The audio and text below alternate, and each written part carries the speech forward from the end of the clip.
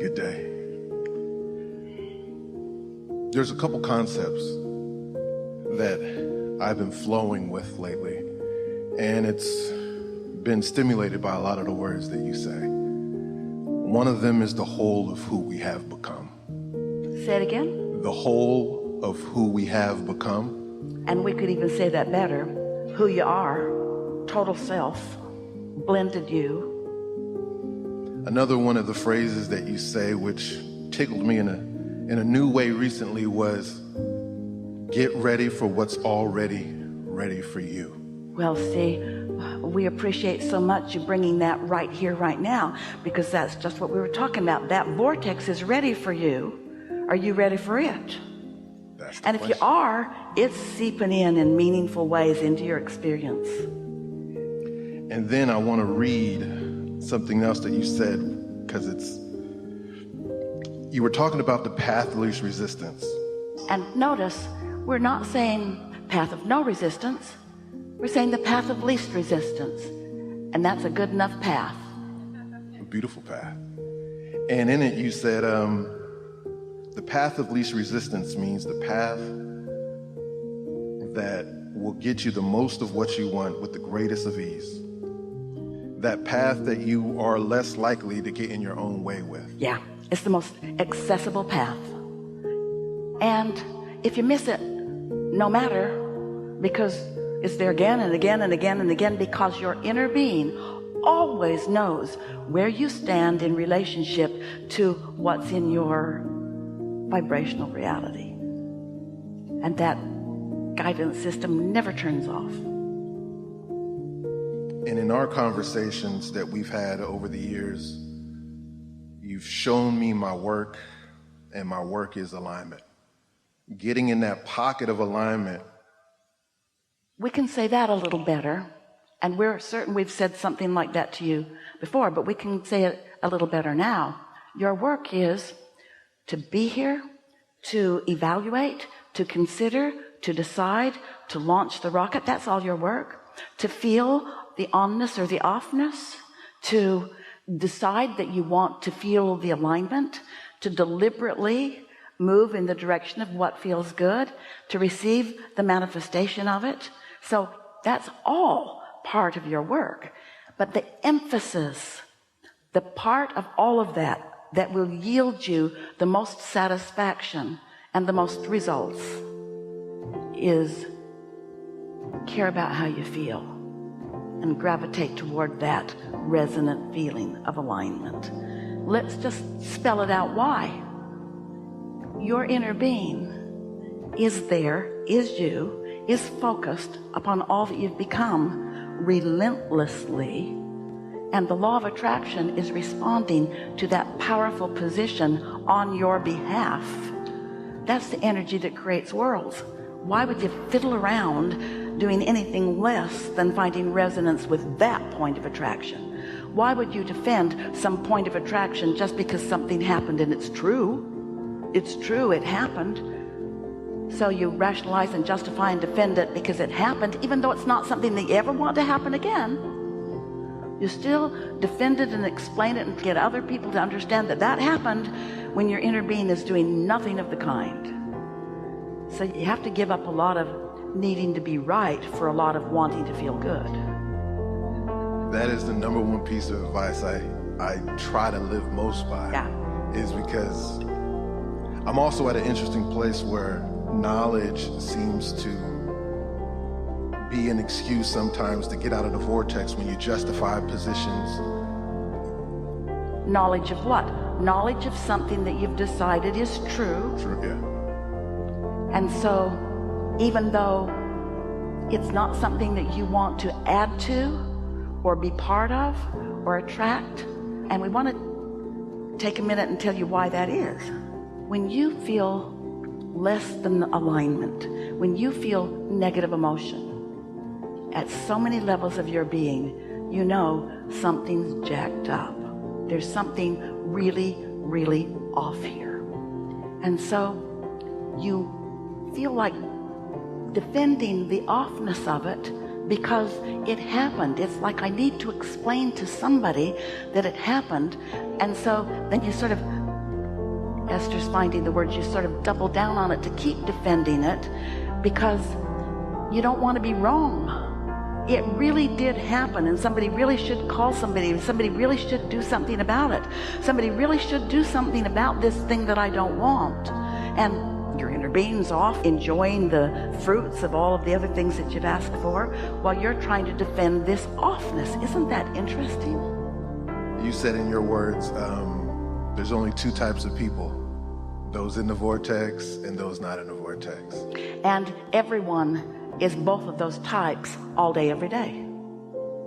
That's why we say the path of least resistance.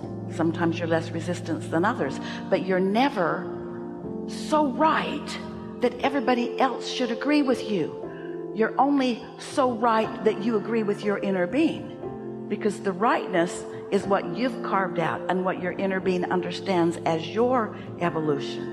Mm-hmm. Yes, versus trying to rendezvous on points of agreement versus rendezvousing on points of alignment. Well said. There's a lot that you have to come to know before you're willing to let others have attitudes and opinions about things that you don't want, because until you know for sure that it's attraction, no assertion, until you know for sure nobody can assert into your experience and mess your life up, then it's easy to develop a defensive posture. So you're defending against what you don't want, most not having a clue that they're saying, yes, come to me, this thing I do not want, because attention is an invitation. So when lately I've been creating, and the majority of my time I'm putting in on alignment, and I'm trying to spend less time in the creating phase and more aligning with. What we would translate that to be is, I'm looking for more things to have fun with. I'm looking for more things that I take pleasure in. I'm being nicer to myself. I'm not trying to fix everything all at once. I'm taking things as they come. I'm looking for fun. I'm looking for interesting conversations. I'm hanging around with people that are easy to feel good with. I'm following the path of least resistance. I'm not trying to prove my worthiness anymore. I've accepted that I am worthy. And so now I'm just looking for ways that affirm my worthiness. I don't have to beat the pavement. I don't have to work so hard. I don't need to put in the hours. I can be more often a pointer. I can find the positive aspects in myself and in others. I can see the good in the world, even though there's a whole bunch of stuff going on that seems really out of whack. I know my work is to see past that to what's in the vortex and to celebrate how good I feel on my way to me being a manifester of more of that. Yeah.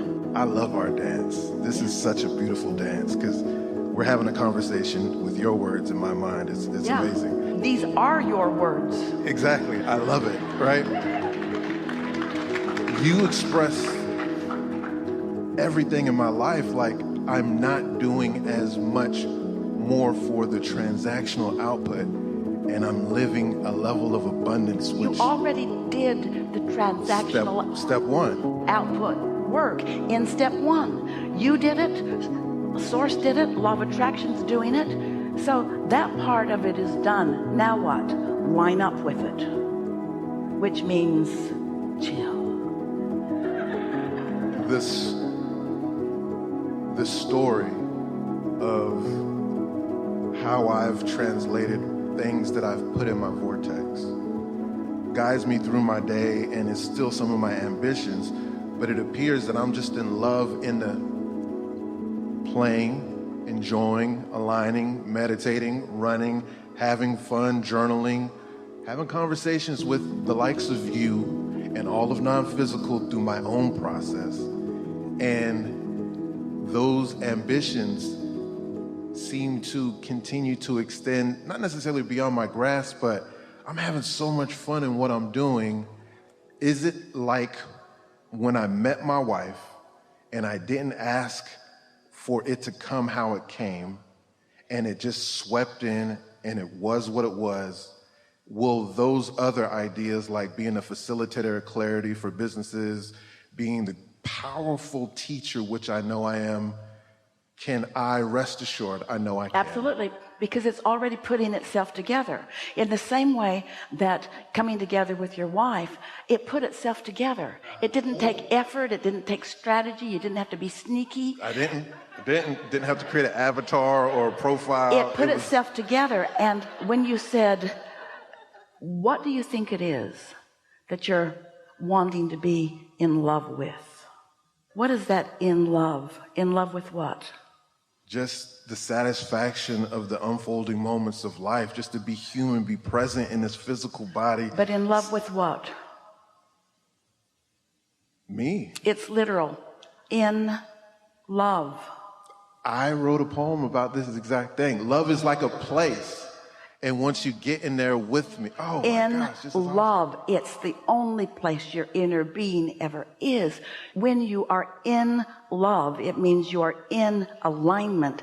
And that's when you can witness what's already been put together. Until you are there, it's put together, but you're going to miss it for a while because the timing isn't quite there. Yeah. I am certain it is done. I guess I'm certain I'm done. You're certain that it is done, and you're really looking forward to the fun you're going to have witnessing it amplify itself in ways that surprise and delight you. You see, most people, they want a condition to change so that they can feel better.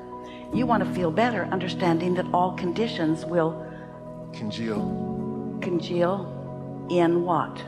In evidence of the vibration that preceded it. And so you can imagine why, when you're in love with that person and your own person and that piece of music and that sunset and that sunrise and that bird that stopped by and that child's face and that naughty little boy and that good little boy, when you're just so practiced at that feeling of love, then so much that's been in your vortex ready for you now shows itself to you. Sometimes a lot of it simultaneously. You have to get sharp. We were talking about that earlier. You become perceptive of your ability to translate because you don't want to miss so much that's showing itself to you specifically. It's like if you ever listen to a comedian or listen to a piece of music or listening or reading to a passage in a book, and it's like every word there, you're in love with it because it's all meaningful to you, not just one phrase in a big old paragraph, but almost all of it is meaningful to you because when you are tuned in, tapped in, turned on, when you are in sync with your inner being, you have conscious awareness of all of those pieces that you put there, and then you feel enormous satisfaction when those pieces reflect them back to you. You say it's a wink. We say you see those pieces come back to you as confirmation of not just your focus, but your value, your worthiness. This conversation is about finally letting yourself feel your true worth. And when you are there, then the richness of your moment-to-moment experiences is intoxicating.